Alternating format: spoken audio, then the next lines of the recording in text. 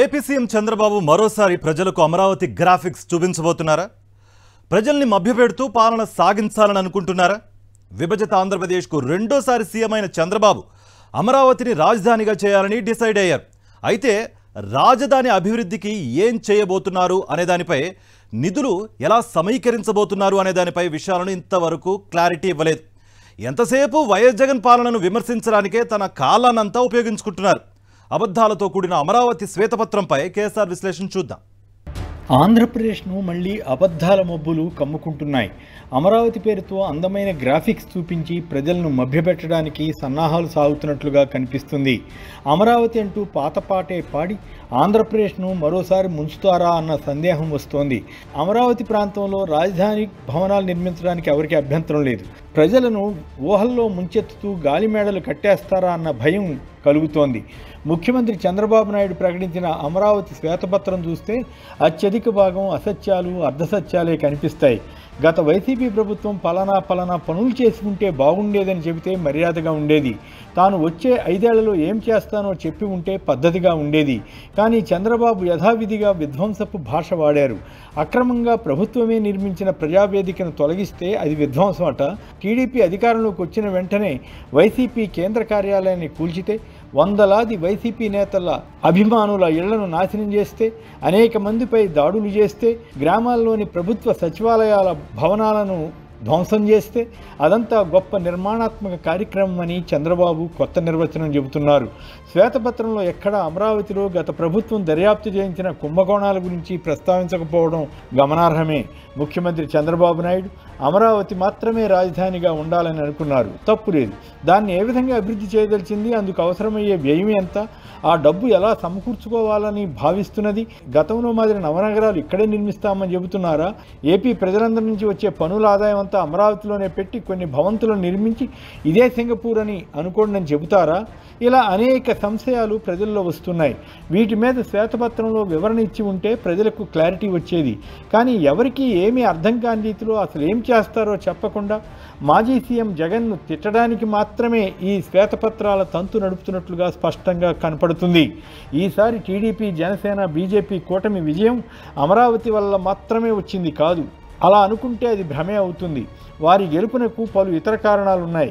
ఈవీఎంల వల్ల గెలిచారా, లేక వైసీపీ అతివిశ్వాసంతో నష్టపోయిందా అన్న దానిపై ఎవరి అభిప్రాయాలు వారికి ఉన్నాయి.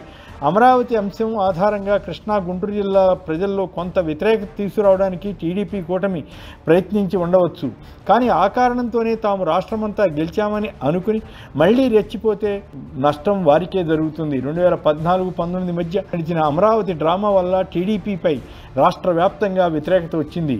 అదొక్కటే కాకుండా చంద్రబాబు నాయుడు అప్పట్లో చేసిన పలు వాగ్దానాలను అమలు చేయడంలో విఫలమవడంపై ప్రజల్లో అసంతృప్తి ఏర్పడింది. సరిగ్గా ఇప్పుడు కూడా టీడీపీ కూటమి అదే బాటలో వెళ్లేట్లుగా ఉంది.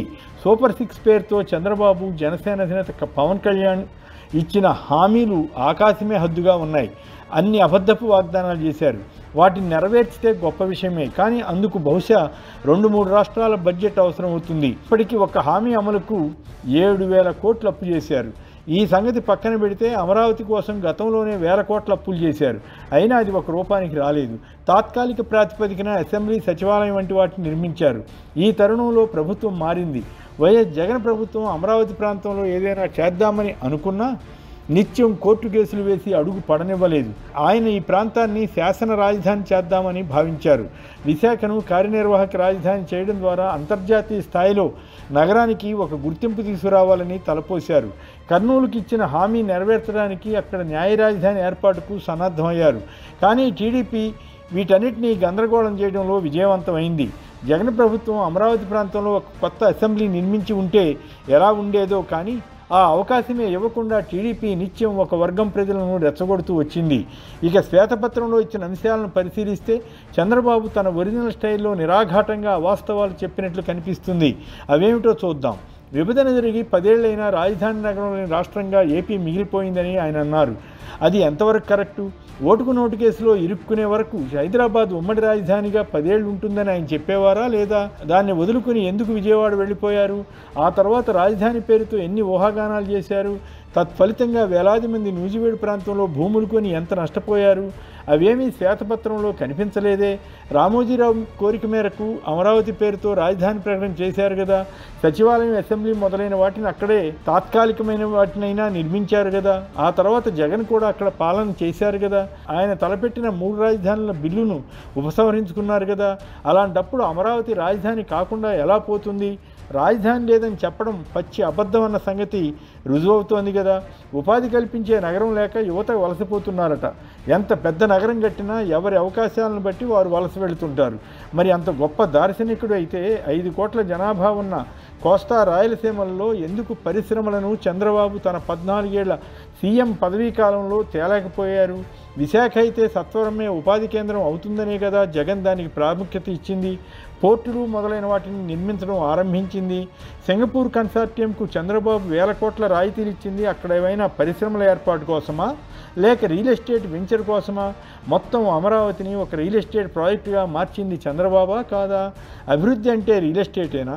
కృత్రిమంగా ధరలు పెరిగేలా చేసి ఇన్సైడ్ ట్రేడింగ్, అసైన్మెంట్ భూముల కుంభకోణం మొదలైన వాటికి అవకాశం కల్పించి అదేదో గొప్ప విషయంగా ప్రచారం చేసుకుంటే ప్రయోజనం ఏమి ఉంటుంది?